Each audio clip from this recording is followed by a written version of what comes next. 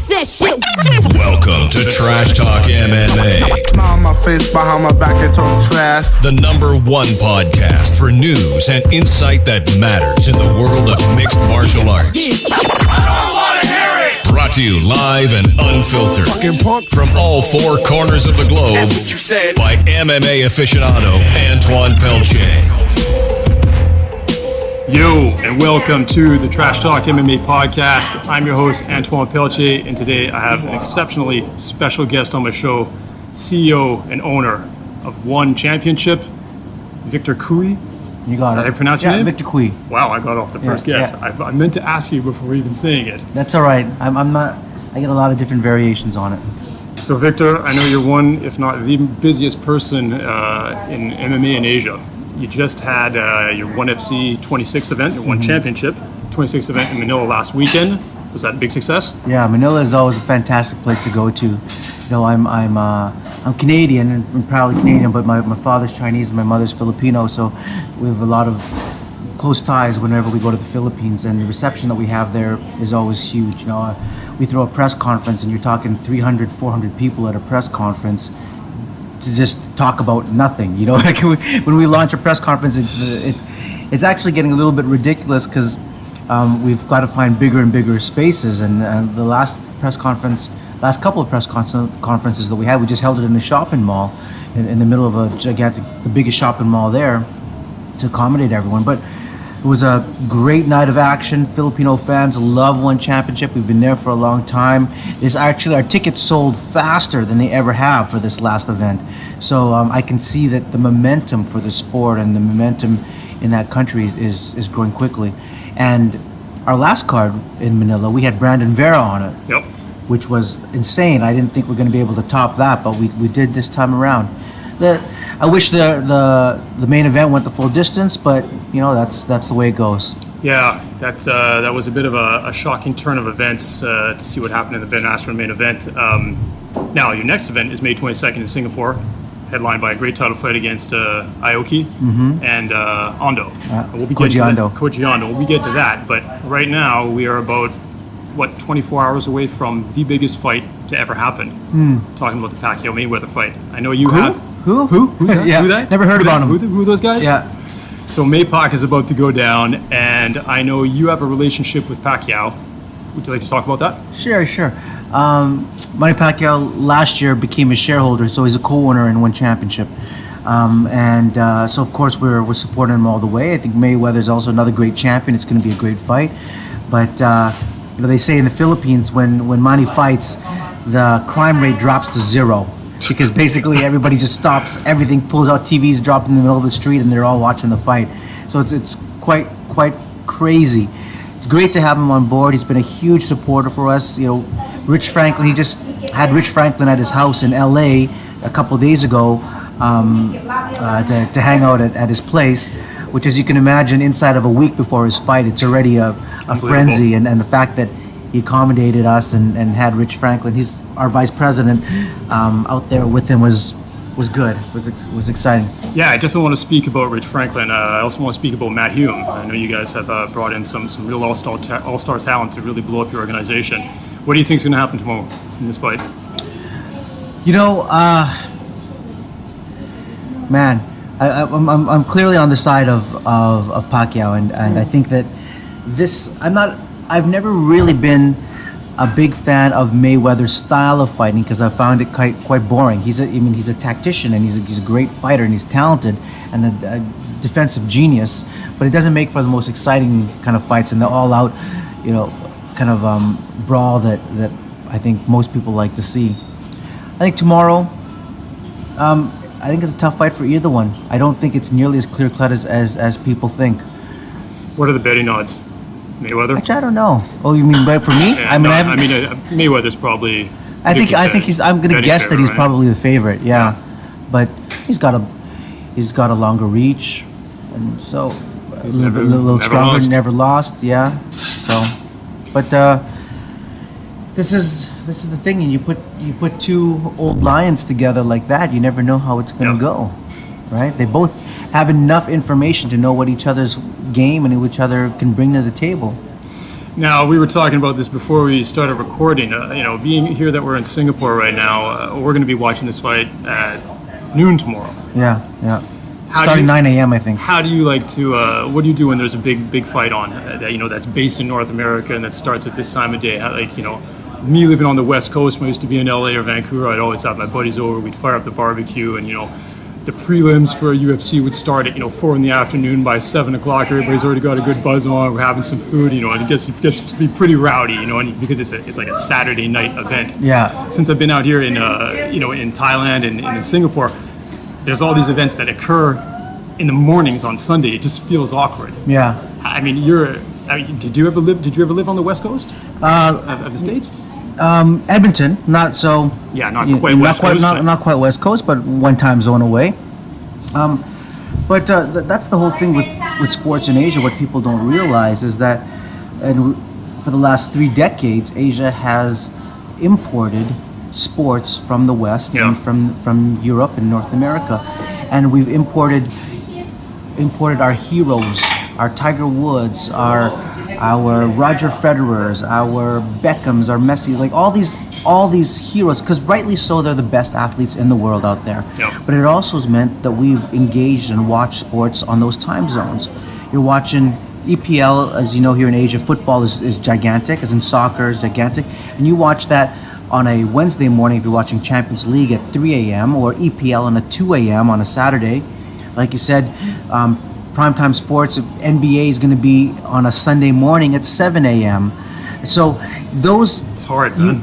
Those are the time zones that if you want to follow sports, and it's maybe a part of the reason why the mass following of sports other than football in Asia is at its infancy still. Yep. One Championship, when we launched, we've got a 90% market share in Asia. We're broadcast. We have a 10-year deal with Fox that puts us in 22 countries across the region. We're broadcast globally to 70 countries, 1 billion viewers. And in Asia, we are prime time on a Friday night when we hold our fights. Which means on a Friday night, when you're watching our event, when you're watching the Manila event, if you go out to a bar, if you're in a bar, what's a bar going to put on Friday night? They're going to put on fights, and they're going to put on live fights. And we're on there 8:30 to 11:30, and it's why our ratings have been phenomenal. We in some of our key markets, we are outrating every other major sport. F1, tennis, football is still live football in Asia is still top of the pile no matter what. But when you look at, I think we had a show in China. I'll give you an example. We aired One Championship in China on the #1 broadcaster there, CCTV5. It's the biggest channel in all of China. It's the only channel. It's government owned. Not the only channel. The largest one. Anyway, CCTV5. We aired on there as a post-produced show, delayed show, Crazy. about 2 weeks after our event, and our show outrated the NBA live broadcast. Like the interest in the sport is just, we're at an early days. I mean, I'm not going to mislead you or say that our ratings are phenomenal, but they're really strong, and we're already beating these established sports that are already there. And I think that just goes to show how hungry Asians are for something that they can call their own. And what is more Asian than martial arts? Yeah, well, this is funny because this allows me to seg into something else I want to talk about, because typically major Asian organizations such as Pride, Dream, or Sengoku, they were Japanese, and they focused heavily around the Japanese culture and their fighters. So I mean, although one is situated in Singapore, it feels very universal, as if it's not trying to lock itself into one culture or a set of fighters. This also seems to be congruent with the name of the brand of One. How do you feel about that? Yeah, people often talk about Pride and the Pride Days and all that kind of stuff, but what people don't realize, it was huge in Japan, but it was a very distinctly Japanese product. Yeah. Even if you watch their videos or the vignettes, it's Japanese humor, and it's uniquely Absolutely. Japanese. Even what they do with Boss Rutan, or all the little vignettes in between. That's right. For sure. I mean, for sure. The Japanese guys get it, but nobody else in Asia gets it, and definitely not the rest of the world. But that's at that time period. When you were looking at the 80s and in the 70s and the 80s, when people said Asia, what they really meant was Japan. in the 70s and 80s. That's all they knew. If I asked you, remember in the 80s, there's no Google, there's no, and you were talking about Asia. You mean, oh yeah, in Tokyo, Japan. Ask somebody where is Singapore in 1980, where is Malaysia? They couldn't tell you. They would have never even heard that name, let alone tier 2 cities in China, Taiwan, Laos, Cambodia. No, Asia was Japan. Now look at where we are today. Singapore is on the map. Hong Kong is, another financial headquarters. People know Beijing, Shanghai, Malaysia, Kuala Lumpur, Phuket. You just came from Phuket. Yep. And so those days of that sport, I think, were as a distinctly Japanese product was in that period. Where we are now with One is we're a global property. And we are Asia's largest sports media property. In the history of sports in Asia, there is not a larger startup sports media company than us, and that has grown as fast as we have. And I think you're right in talking about like the name of the company. The reason why I'd love to talk about the name change too. If you don't mind. Sure. I mean, the reason why I picked the name One is because I wanted a name that transcended the language barrier. People forget that in Asia, most people don't speak English.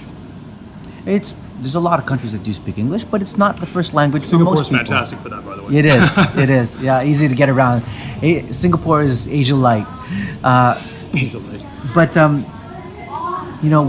if you don't speak English, and you're seeing a company that's a bunch of abbreviations, that's 1, 2, 3 or ABC or KFC, like nobody knows. Yep. Nobody knows what that is, and they definitely don't understand it. But if you don't speak English, you understand what One means. It means the best, number one, top, the champion. Everybody knows what the word One is. And what's interesting about that in the context of mixed martial arts and in light of this huge boxing fight that's coming up as well is that everybody would like to see just one promotion. It seems like that's always been something that's been very difficult to achieve. Yeah. But it seems like mixed martial arts compared to boxing has done a great job at least limiting the amount of major promotions and major titles that exist. I don't know if we've done a good job of. I don't think. To me, I don't look at it as limiting. The more organizations that there are, and the more fights that there are, and greater opportunities for fighters to come up the ranks and come up into one championship, I think the better it is for the sport. It means more marketing dollars are spent, fan base is growing, all those kind of things. But there is only certain organizations that have the ability to really produce a world-class product. Yeah.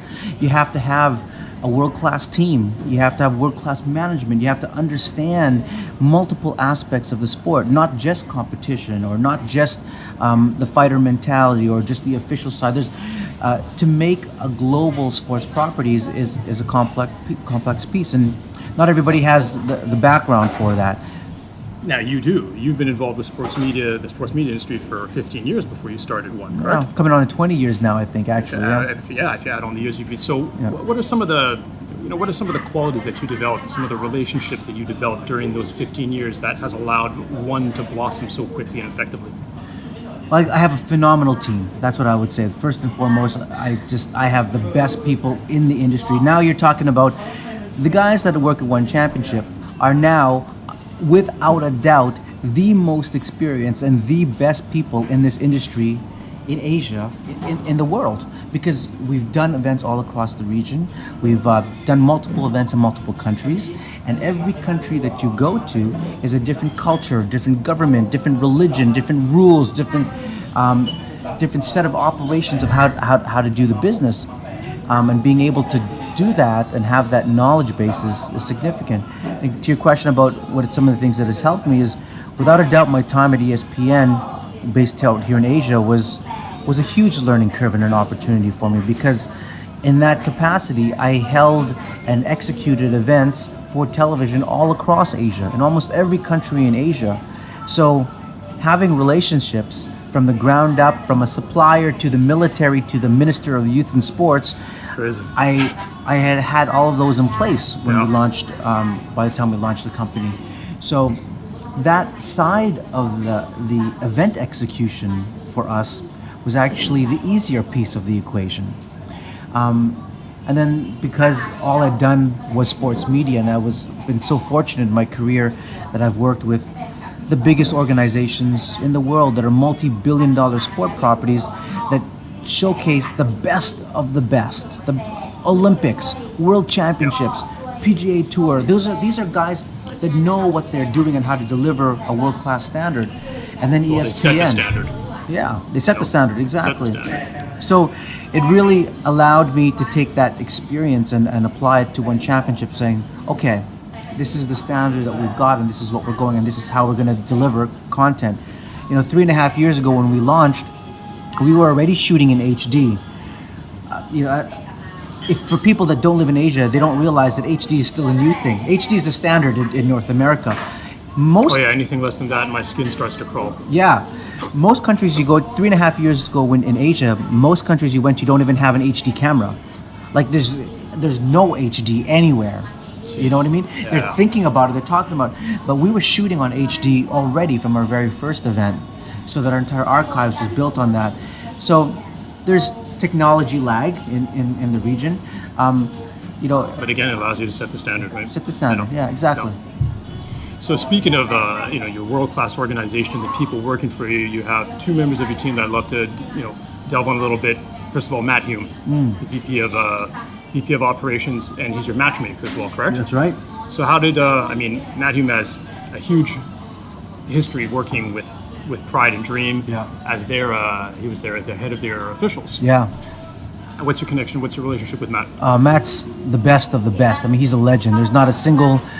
If you are a serious fighter, you know who Matt is. I mean, he's built and made champions, and he has respect in the cage and outside of the cage. Being a former fighter, being an official, he understands the safety. He understands all of the things that are needed for success for a world-class organization. He came out to Asia to do a seminar at Evolve. Is when I first met him. Awesome. And that's how we connected. And with one championship with our entire team, I have a very simple philosophy of who I like to work with and who I hire. And it's I only want to work with the best. That's it.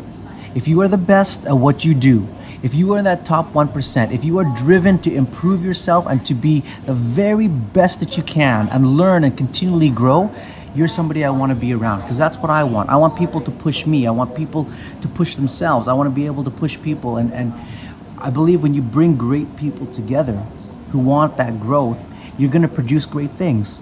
It's no different than, smokers find other smokers, right? Like finds like. If you other birds of a feather, right? That's right, exactly. Yeah. And it's hard. It's hard to find great people. It's very hard. I think I'm the same as you. I'm a bit of a perfectionist. I have high standards for myself, and I'm very demanding of the people that I work with.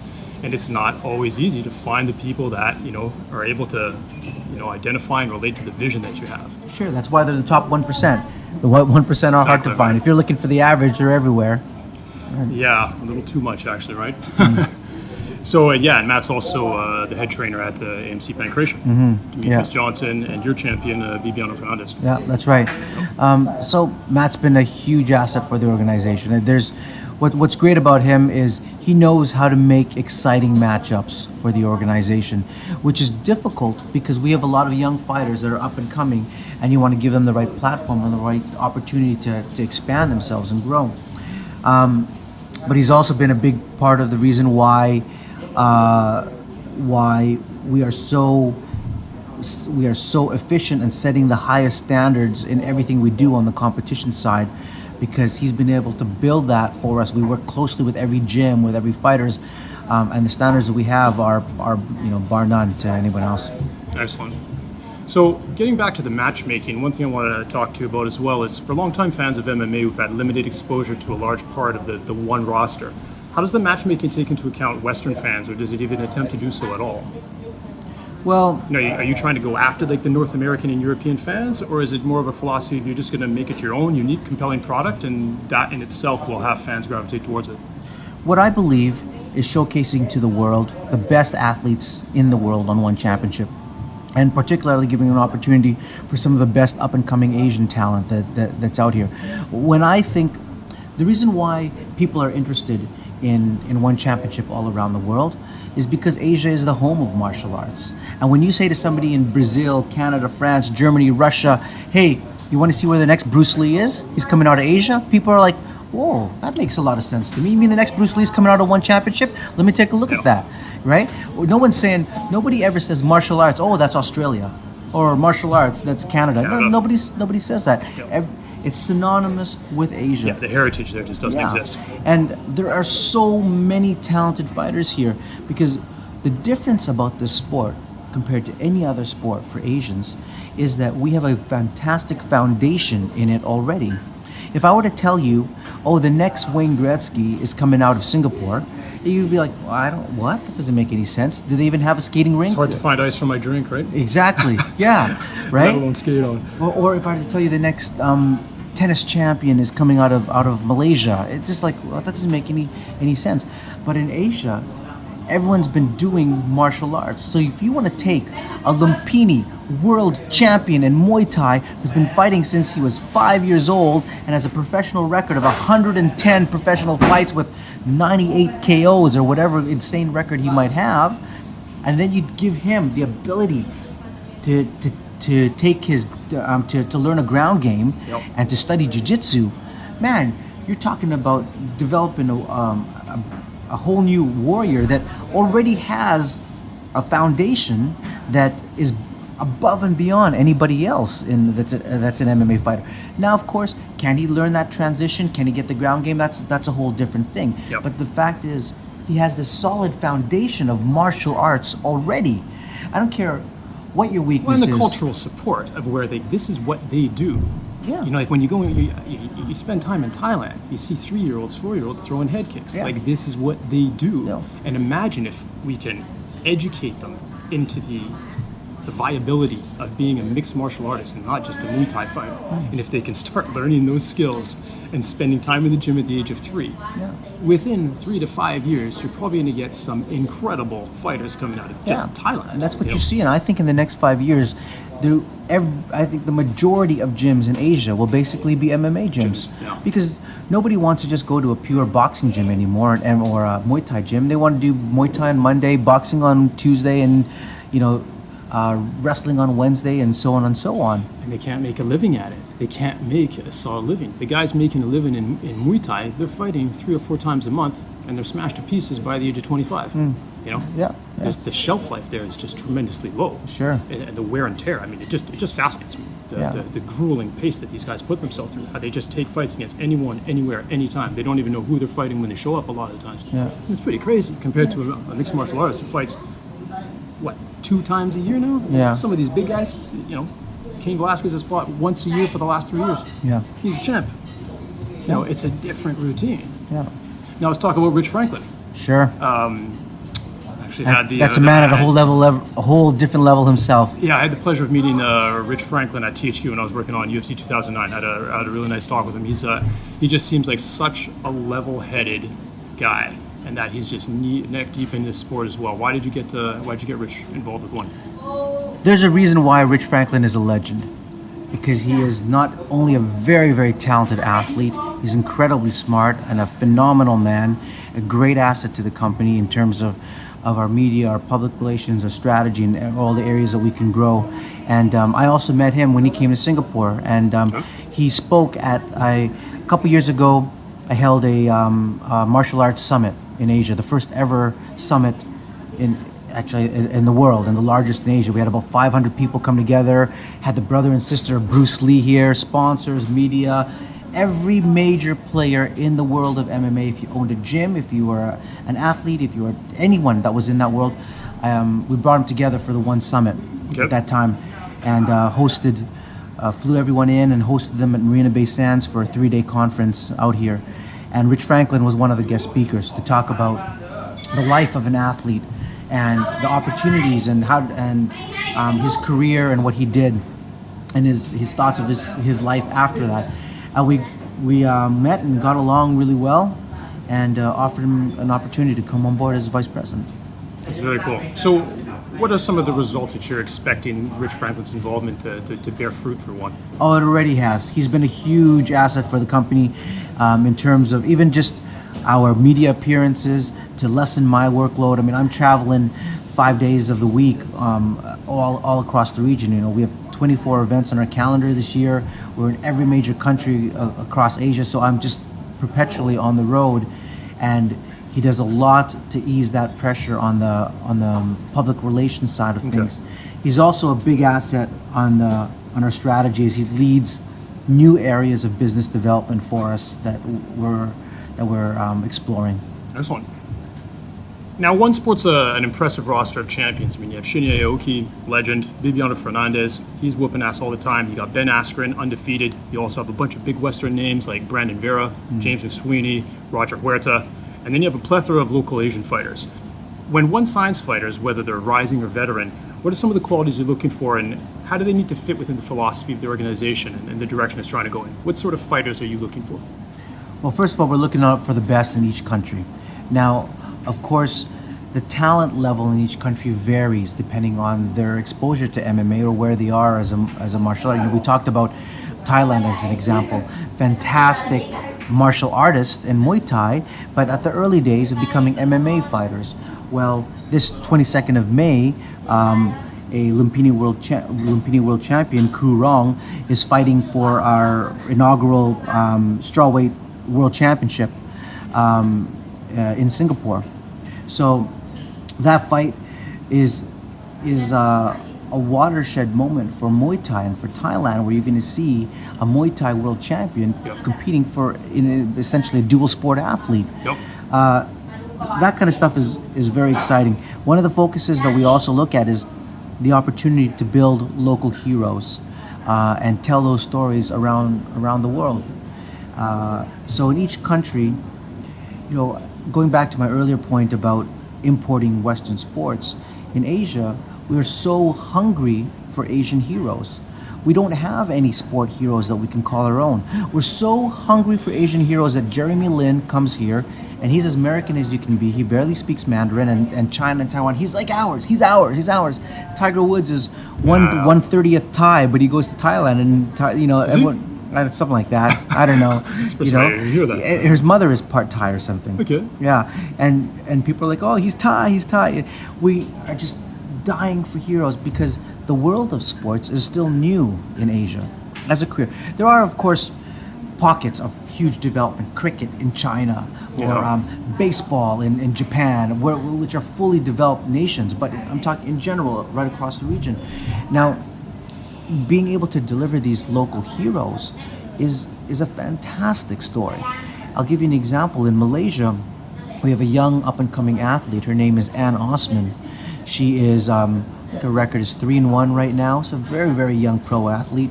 And she's Muslim, female, articulate, athletic, talented fighter, great with media, and she has been the highest covered Malaysian athlete in the last 2 years.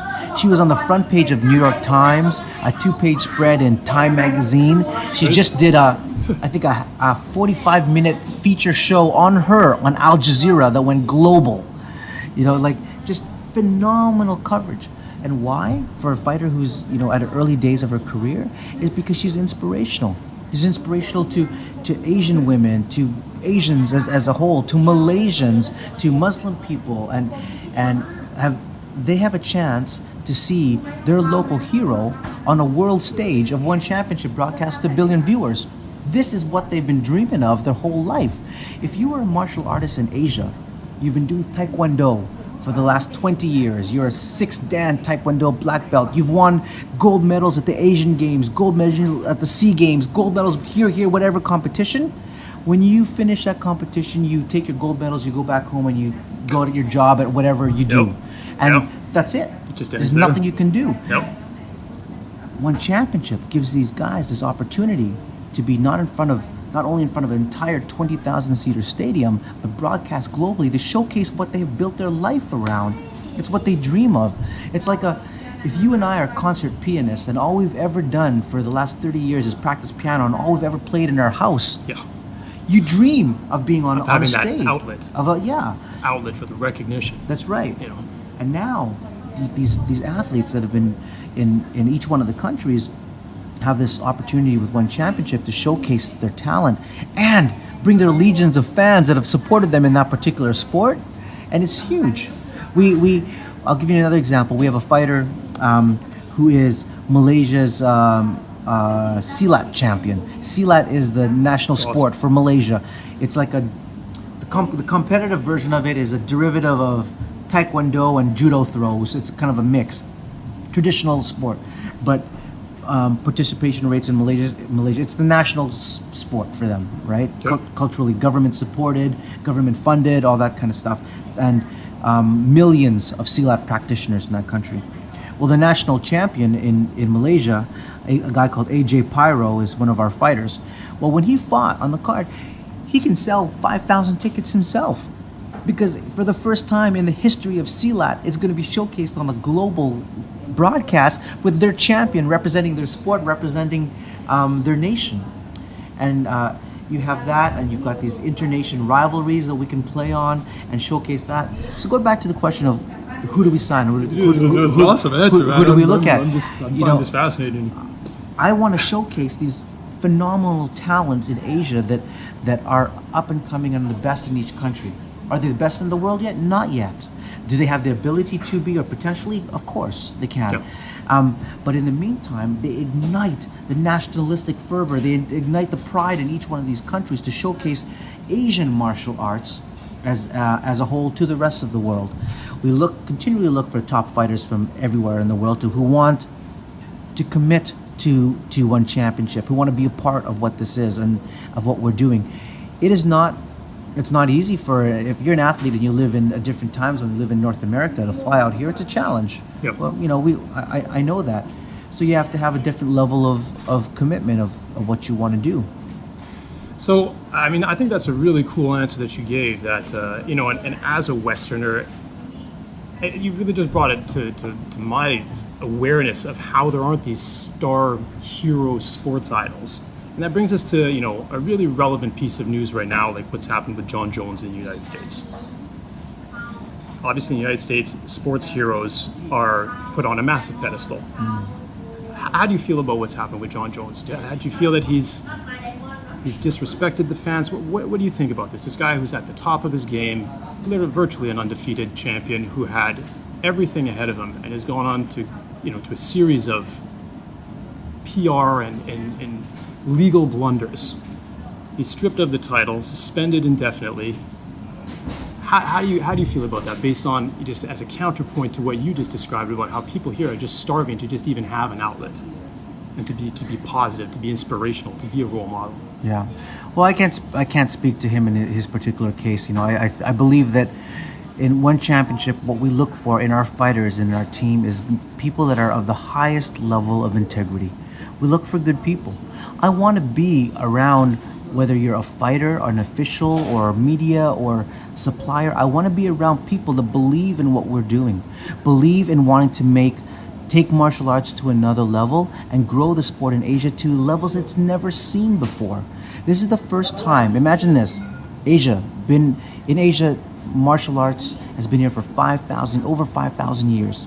This is the first time that martial arts has been commercialized at a world-class level, like we are doing with one championship, with levels of production, levels of professionalism, showcasing all that and taking it to another level.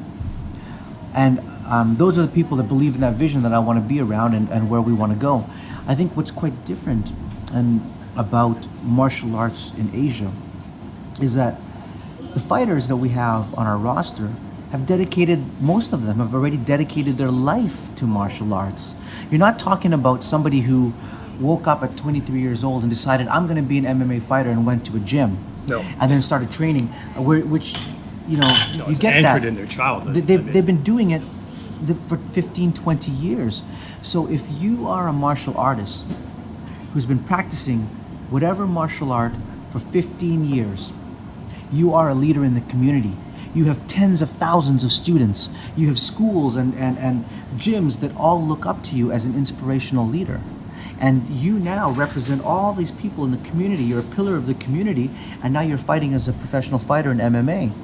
And it's one of the reasons why I love our athletes, because they have such a high level of respect for each other, because the spirit of martial arts of Asia, I think, runs much stronger in our organization, and distinctly so with our fighters. We can't get these guys to trash talk each other. You know, we try. It'd be great as a promoter to get all that kind of stuff, but sometimes not even Rob Lucida. Yeah, well, Rob Lucida is Australian. There's an exception. Yeah, exactly, right? Right. Yeah. But I generally, had him on the show. It's awesome. you know, you try and get some guys to trash talk, and the most thing they'll say is, "Well, I've trained harder than this other guy, so I think I can beat him." Yeah, I'm better than him at everything. Yeah. Okay. So it's interesting because you talked about, okay, there's obviously a plethora of incredible talent here that you're tapping into, and then you said just before that it's not easy to perhaps encourage fighters from North America because of the time zone changes, the travel, etc. What would you say to fighters who are looking for employment opportunities outside of North American promotions? What does ONE FC offer that is truly unique? Well, actually, to the fighter. You know, we have the opposite problem. I get over 1,000 emails a week from fighters that we have too many people that want to fight on our roster. I can't even open up my Facebook email. It's ridiculous. Whether you're a fighter from Brazil, Canada, America, Russia, Germany, France, we're inundated with these. So it's not a shortage of choice and people that want to come out here because they see where the opportunity is and they see where we can grow, and how they can build a fan base of tens of millions out here. Yeah. For me, when I talk about guys that are coming out here, it's more that anybody can come out for a fight, right? And if that's what you want. But I want to bring guys out here that really understand and want to build a fan base outside of America. Understand that the way we build a fan base out here is at the early stages, and that they will also have to work hard at it and commit to what we're doing and are excited about that. And we've got a ton of fighters that are great examples of. Brandon Vera comes out here. Why? When you walk in the Philippines with him, I was just there last weekend. I mean, we're trying to get from the entrance of the hotel to our rooms. We had to get the police security to come out. The mob. Yeah, I mean, it was insane. Yeah. So, and guys that come out here and say, "I'm going to do my last 4 weeks of my fight camp in Phuket or in somewhere Singapore." Yeah. You know, to me that means okay. These guys are committed. They want to be out here. For sure. So, who are some of the rising stars? Who are some of the guys that are part of your organization now that you really feel have the potential to blow up on an international level? There's too many that I can think of. You know, we've got a lot of really great stories, not only of Asian fighters but global fighters. I talked about Ann Osman as a mentor for female fighters and that opportunity. There are on the local scale. You know, we've got. Guys like Peter Davis in Malaysia, who has he's a model, a professional actor, professional fighter, and he's an inspiration in Malaysia and a very talented fighter, one of the top fighters there. You got fighters here in Singapore like Eddie Ng. Eddie Ng, who's actually from Hong Kong and training out here in Singapore. He's got a massive fan following. One of our major partners is Baroka, which is a health supplement drink, and they've signed him up as their ambassador. So we've got a ton of these guys in every single country that we go to. Even if you look at our, we already talked about our existing champions, Askren and Naoki and Bibiano, and let's look at Jadamba, our Mongolian champion. Well, he is our first time champion. He won in Dubai the title. Well, Jadamba is the first ever Mongolian world champion in any sport for Mongolia. And he's a hero. He's a hero of Mongolia. I've had a meeting with some government ministers from Mongolia who flew down to Singapore to meet up with me to tell me what a huge hero he is, because he was an orphan as a kid. And in Mongolia, they say to be a man you have to do three things. It's oddly similar to Alberta, but you have to have three. You got to be able to fight, chug beer, watch hockey. Watch hockey. You got to be able to fight, shoot arrows, and ride a horse. Those are the three skill sets to be a man in Mongolia. Yeah. And so him as a world champion wrestler is a huge story for them, and a huge inspiration of somebody that can go from being an orphan to a global hero and a world champion. Now, to me, that's a great story of uniqueness of our fighters in the region and what they can do. And there's a ton of stories like that. I'll digress for a second. I'll tell you a story about one of the Malaysian champions that fought on our card called Saiful American. He's Malaysian, and he fought against a Cambodian fighter. They had first fought before in Muay Thai, and the Malaysian Saiful lost. They've met again in our cage in Malaysia on Saiful's home turf in Malaysia for a rematch against the Cambodian, and Saiful won. He won the match. After the fight, he found out that the Cambodian, a week before, his entire house had burnt down. He lost everything. He'd lost everything. His house, his family's house had burnt down. And he still fought. And he still fought. And he fought and he lost. Saiful probably had a few things on his mind. Yeah, right. Like life. But it was a great fight. It was a phenomenal fight. It's amazing. Saiful took his entire winnings, his entire prize purse, put it in an envelope, and said, "To my brother in martial arts, I heard about your bad luck." Damn. And gave him his prize purse. Oh. And he didn't tell goosebumps. anybody. He didn't do it in front of the media. Yeah. He didn't tell me. It was because his wife is the one who told me about it. He just did it quietly, because that's the spirit of martial arts that these guys share, of what they've gone through. They didn't just decide yesterday to be a martial artist or to be an MMA fighter. They dedicated their life to this, and their brotherhoods that they have in the sport, they're rising together. That's a pretty cool story, man. And that's pretty cool that it finally becomes public here. That's very, very inspirational. It's very cool. All right, let's get back to your next event. All right. On about May 22nd. I'm seeing the posters all over the city. One Championship 27, Aoki defending his title against Ando. Yeah. Koji the Commander. It's a crazy fight. I'm really, really looking forward to this fight because I think it's going to be the toughest challenge of Shinya's career.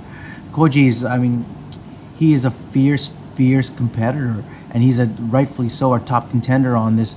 Shinya he's a beast. No introduction necessary. Yeah, we right? don't need to give him his accolades, but I think this is really going to be the toughest fight of his career. Really? Yeah. So what threats do you feel Ando poses that Aoki would be unfamiliar with or could be susceptible to? I think we've seen in the past with Aoki's fights that a flurry of activity of punches, if he throws him a little bit off his game and Shinya doesn't get to settle down, and he could get knocked out. He could get tapped on, and he has, get tapped on the chin, and that's the end of the game. And Koji has that ability. He has that explosiveness and that firepower. And I don't think when I talk to him, he doesn't have a fear of Aoki. Other fighters are walking to that cage, and the aura of Aoki precedes them. Fedor style. Yeah, he doesn't. He's here. He knows what business he's got to do, and he's excited about it. He's been begging for this opportunity for a while, and he's ready to do it. Now, another fight I'm looking forward to on there is Rob Lasita against Timofey Nastyukhin. Is that how you pronounce his name? Nastyukhin, yeah. Nastyukhin. Yeah. Sounds like a street fighter. Yeah, Nastyukhin. What do you think is going to go down there? Rob's got his back to the wall. 2 losses. Timofey's been clobbering guys. I believe he hasn't lost in 5 years. He's on an 8-fight winning streak, a whole bunch of gnarly stoppages. It sounds like that one has fight of the night written all over it. It does. This is the kind of matchup that fans love to see. The reason why Rob Lasita is a fan favorite is because he brings it. He just brings it, and his fight style is prone to getting knocked out or be knocked out. That's what he does, right? And every last fights were about that. When he fought Eric Kelly in Taiwan, that fight was a war. He was on top of him. He had the lead, and Eric Kelly he was losing. He pulled it out. He won by rear naked choke, and It was a great fight. That was where the first time that I awarded the Warriors bonus to a fighter. I launched a bonus on that fight. That night we had 0 decisions. Everything was stoppage. Yeah, a $50,000 bonus to as many fighters that deserved it, that exemplified the spirit of being a one warrior. Inside the cage, outside of the cage, exciting fan for the fans, exciting fight for the fans, exciting and respectful opponent. Just all these elements of being a real martial artist and warrior. And I awarded it that night to Eric Kelly. It was a really exciting fight. So I think this upcoming fight with Lucida and Timofey is going to be great. They both have the same styles, and I think if you blink, you're going to miss a knockout for sure on this one. Do you think this is one's biggest card so far? Whenever we come to Singapore, we always look to do a really big card because we're headquartered here. We're backed by the Singapore government. Singapore government only supports 2 sports. The other one is F1, and we're the second one. Okay. So that's why we're headquartered here. And we also just brought on board a ton of huge new blue chip sponsors. Canon, Casio, Disney, Marvel. We're launching Avengers and Star Wars and other movies for them across the region. Kawasaki is another one of our sponsors. Did I say Casio? LG. Yep. You said Canon, I think. And Canon. Yep. Just like all these blue chip sponsors they're just growing with the sport and loving One Championship, and they're excited about what we're doing in Singapore. So we try and do an exciting fight. Now there was rumors, when one scaled its name back to One Championship, there was rumors that to bring on some sponsors that the word fighting or fight in the name could have been an issue. Can you clarify if that was part of the decision at all to change the name? Not at all. It's not that was an issue. The reason why I did it was, to me, it's a natural evolution of it. I want to showcase and make this the biggest sport in all of Asia and as mainstream as any other sport that there is out there. So why not use the words to showcase what the sport is? I believe it is about the spirit of martial arts, of being the best, of being a championship, of doing that's what I think martial arts is about. Of course, it's a combat sport, but to me, that's not the essence of what we're doing and why people love it. People love the sport because they're seeing the best athletes that have dedicated their life that will compete and showing what they can. And they're MMA artists, MMA athletes are some of the most talented athletes in the world. They're strength, flexibility, agility, speed, power, all Not to those mention kind they're of getting things. hit while they're doing it. Yeah, exactly. Which to me makes them the greatest athletes walking the face of the earth. Yeah. I mean, there's because the danger that they're facing. Yeah. While they also have the output that they're creating. Yeah. It's unbelievable, right? Yeah. So with this event playing out in Singapore, and as you were saying, it's the headquarters, you guys always try to put on big shows. Are you trying to perhaps make Singapore like the Las Vegas of Asian martial arts centers? We try and bring the excitement of the goosebumps, the hair on your arms rising Las Vegas experience to every city that we go to. The reason why One Championship is selling out 20,000 seater venues wherever we go, it's not just a fight night. It is the night of a sport entertainment of the year that you have to go to if you're in that city, which means every celebrity, every DJ, every local radio host, every who's who needs to be there and walk down. Like if you come to our event, if you're here still on 22nd of May, we have a red carpet. And it's like Academy Awards, and the paparazzi are there, and everyone so you guys are just blowing it up. Yeah, they're dressed up. People come dressed up to our events, and they look beautiful sitting cage side, and because they're coming out for a night. Our VIP experience that we have, which is held in the Prime Minister's hospitality suite, that ticket is a $688 ticket, and it's VIP free, F&B, and there's a DJ, and it's a lounge, and you get a free car ride home. But it's ultra VIP kind of experience, and that's our hottest selling ticket. But we also have all the way up to the nosebleeds. $35, $40 tickets. So we have a big range of people that come out. Okay. Well, this is cool, Victor. There's 2 things I didn't know about you before today. First of all, I didn't know you were a Canadian, fellow Canadian. And I didn't know both you and your wife were black belts in Taekwondo. Oh, yeah. My wife kicks my ass, not because she's a black belt, but So I guess your kids, you keep them in line. yeah. Or she keeps them in line. Yeah, yeah. Well, I mean, my kids are going to start studying jiu-jitsu, and Matt Hume regularly gives me a ton of tips to train kids with games. All the games that we play in our house are all revolving around martial arts. Well, I was going to say, obviously, you know, what place does martial arts hold for you and your family? I mean, obviously, this is a pillar of your existence. Yeah. You know? Well, huge. I'm lucky that my wife loves the sport, is a huge supporter of it. You know, she's got her own career, but my kids love it. They love martial arts, and I grew up with martial arts myself in my life. I was born in Edmonton, but I grew up in Africa, and I lived in Africa until I was Crazy. Didn't know that 14 years old. And Whereabouts in Africa? in Ghana, West Africa. Okay. And or 13 years old, I can't remember now. But my father built a boxing ring in our backyard, and I sparred every day for as long as I could remember with my dad and sometimes with my mom. So it was just regularly what we did. And when you have a boxing ring in your backyard, We had a skateboard ramp. yeah, yeah, that's And my dad hated that. There's enough injuries just with that, right? yeah. But I mean, every kid on the block wants to come by and you hang out and you're just fooling around, and it's kind of like when you watch kids do Muay Thai in Thailand, they engage and they play. I'll use the word play Muay Thai, the way we would play hockey. Yeah.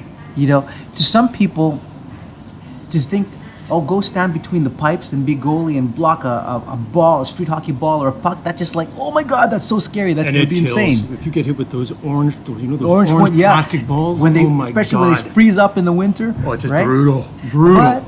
But we'd go do it. Yeah. You go do, it's like, okay, let's go You play. strap a pillow to your chest, right? Yeah, and that's because we're not filled with a fear of Yeah. it because you grew up playing it, and that's the same thing with martial arts with most Asians. They just grow up kicking and punching, and my house was so skewed to martial arts, and then I remember this one time, when I was maybe 16 years old, and I was sitting in my living room in Edmonton, watching TV and playing with my butterfly knife, and I was trying to do this new move with a butterfly knife where you throw it in the air and it opens in the air. Yep. And then you catch it. Well, you can't, as you're practicing it, sometimes it's not right, so you got to let it drop, right? So I'm doing this, and my 6-year-old brother is next to me. We're watching TV, and I'm throwing a knife in the air and trying to catch it. And when my mom walks in and she sees me doing this, she's watching me do this. She looks at me and she says, "I'm telling you, if you ruin the carpet, you are in big trouble."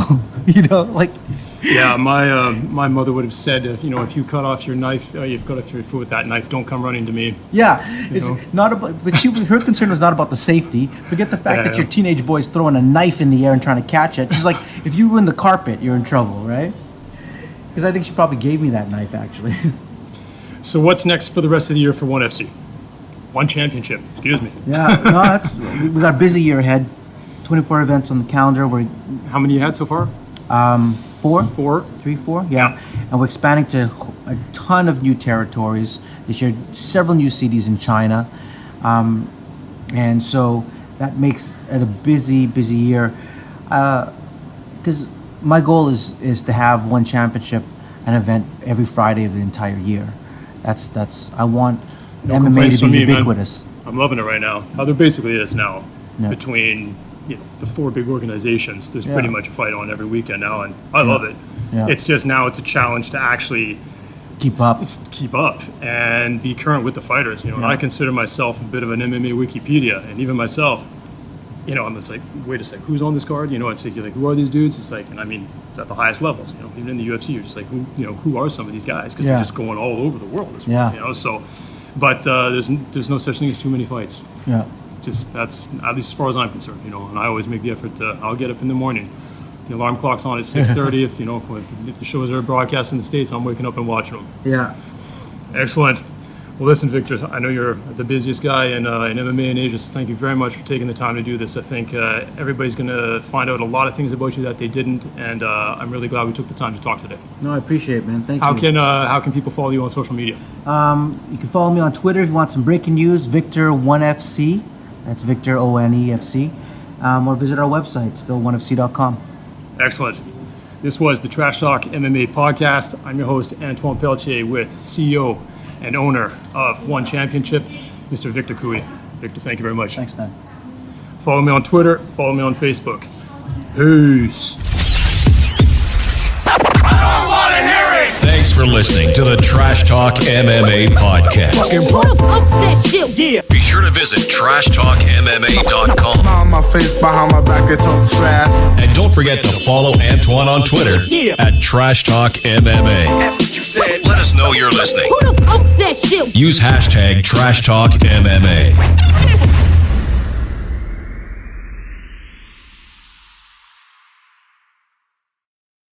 Now, we were talking about this before we started recording.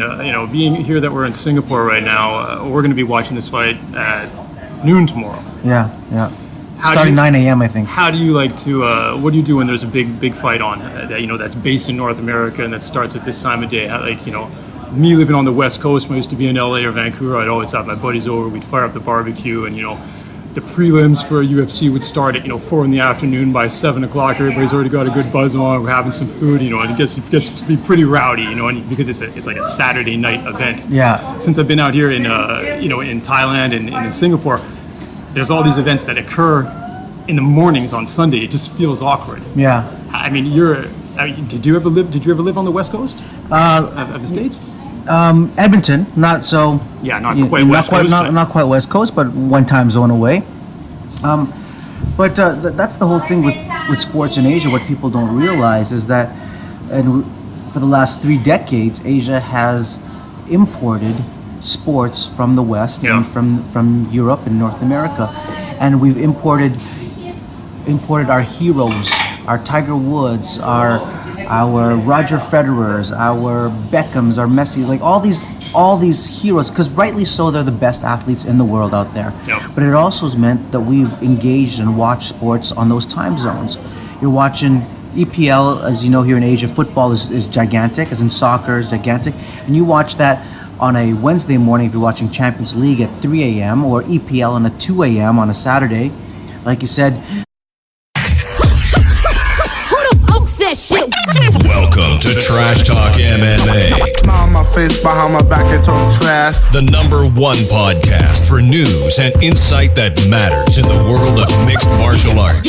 I don't want to hear it! Brought to you live and unfiltered from all 4 corners of the globe That's what you said. by MMA aficionado Antoine Pelletier. Yo, and welcome to the Trash Talk MMA podcast. I'm your host, Antoine Pelletier, and today I have an exceptionally special guest on my show, CEO and owner of One Championship, Victor Cui. you got Did it. I pronounce your name? Victor Cui. Wow, I got off the first guess. yeah. I meant to ask you before even saying it. That's all right. I'm not. I get a lot of different variations on it. So Victor, I know you're one, if not the busiest person in MMA in Asia. You just had your One FC 26 event, your One Championship 26 event in Manila last weekend. Was that a big success? Yeah, Manila is always a fantastic place to go to. I'm Canadian and I'm proudly Canadian, but my father's Chinese and my mother's Filipino, so we have a lot of close ties whenever we go to the Philippines, and the reception that we have there is always huge. We throw a press conference and you're talking 300, 400 people at a press conference to just talk about nothing. Like when we launch a press conference, it's actually getting a little bit ridiculous because we've got to find bigger and bigger spaces. And the last couple of press conferences that we had, we just held it in a shopping mall in the middle of the biggest shopping mall. At his house in LA a couple of days ago to hang out at his place, which, as you can imagine, inside of a week before his fight, it's already a frenzy. And the fact that he accommodated us and had Rich Franklin, he's our vice president, out there with him was good, was exciting. Yeah, I definitely want to speak about Rich Franklin. I also want to speak about Matt Hume. I know you guys have brought in some real all-star talent to really blow up your organization. What do you think is going to happen tomorrow in this fight? You know, man, I'm clearly on the side of Pacquiao, and I think that I've never really been a big fan of Mayweather's style of fighting because I found it quite boring. He's a tactician, and he's a great fighter, and he's talented and a defensive genius, but it doesn't make for the most exciting kind of fights and the all-out, kind of brawl that I think most people like to see. I think tomorrow, I think it's a tough fight for either one. I don't think it's nearly as clear-cut as people think. What are the betting odds? Mayweather? Actually, I don't know. Oh, you mean right for me? Yeah, Mayweather's probably. I think he's. I'm gonna guess that he's probably the favorite. Yeah, but he's got a longer reach, and so a little stronger. Never lost. Yeah. So, but this is the thing, and you put two old lions together like that, you never know how it's gonna go, right? They both have enough information to know what each other's game and what each other can bring to the table. Primetime sports, NBA is going to be on a Sunday morning at 7 a.m. So those it's hard, man. Those are the time zones that if you want to follow sports, and it's maybe a part of the reason why the mass following of sports other than football in Asia is at its infancy still. Yep. One Championship, when we launched, we've got a 90% market share in Asia. We're broadcast. We have a 10-year deal with Fox that puts us in 22 countries across the region. We're broadcast globally to 70 countries, 1 billion viewers. And in Asia, we are prime time on a Friday night when we hold our fights. Which means on a Friday night, when you're watching our event, when you're watching the Manila event, if you go out to a bar, if you're in a bar, what's a bar going to put on Friday night? They're going to put on fights, and they're going to put on live fights. And we're on there 8:30 to 11:30, and it's why our ratings have been phenomenal. We in some of our key markets, we are outrating every other major sport. F1, tennis, football is still live football in Asia is still top of the pile no matter what. But when you look at, I think we had a show in China. I'll give you an example. We aired One Championship in China on the #1 broadcaster there, CCTV5. It's the biggest channel in all of China. It's the only channel. It's government owned. Not the only channel. The largest one. Anyway, CCTV5. We aired on there as a post-produced show, delayed show, Crazy. about 2 weeks after our event there to accommodate everyone. But it was a great night of action. Filipino fans love One Championship. We've been there for a long time. Our tickets sold faster than they ever have for this last event. So I can see that the momentum for the sport and the momentum in that country is growing quickly. And our last card in Manila, we had Brandon Vera on it. Yep. Which was insane. I didn't think we were going to be able to top that, but we did this time around. I wish the main event went the full distance, but that's the way it goes. Yeah, that was a bit of a shocking turn of events to see what happened in the Ben Askren main event. Now, your next event is May 22nd in Singapore, headlined by a great title fight against Aoki and Ando.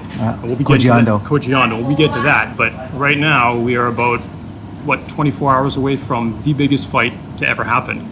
Talking about the Pacquiao Mayweather fight. I know you have. Who? Yeah. Who that? Never heard about him. Who are those guys? Yeah. So Maypac is about to go down, and I know you have a relationship with Pacquiao. Would you like to talk about that? Sure. Manny Pacquiao last year became a shareholder, so he's a co-owner in One Championship. So of course we're supporting him all the way. I think Mayweather's also another great champion. It's going to be a great fight. But they say in the Philippines when Manny fights, the crime rate drops to 0. Because basically everybody just stops everything, pulls out TVs, drop in the middle of the street, and they're all watching the fight. So it's quite crazy. It's great to have him on board. He's been a huge supporter for us. Rich Franklin. He just had Rich Franklin at